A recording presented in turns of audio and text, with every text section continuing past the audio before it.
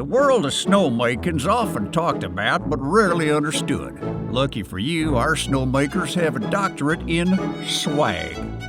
While the team does present themselves with a certain confidence, the swag we are talking about is scientific, wild-ass guessing.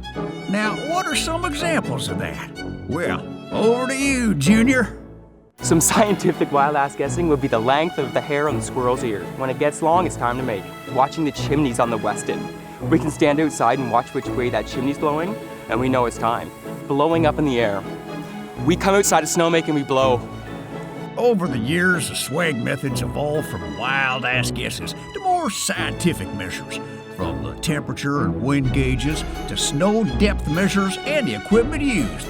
Our team's one of a kind, and while snowmobiles and Gore-Tex a choice for some, others prefer to embrace the swag a little more than others.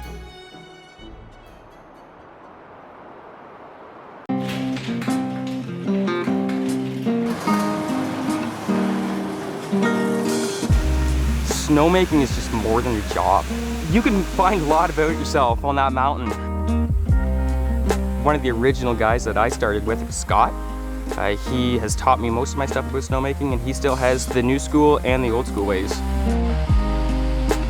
We have a lot of fun. If you don't, it's a miserable 8 hours, 12 hours, especially when you're always wet and cold. And if you get along well and you're having great fun, it's amazing how that 12 hours can go along, even if you get frustrated or something goes wrong.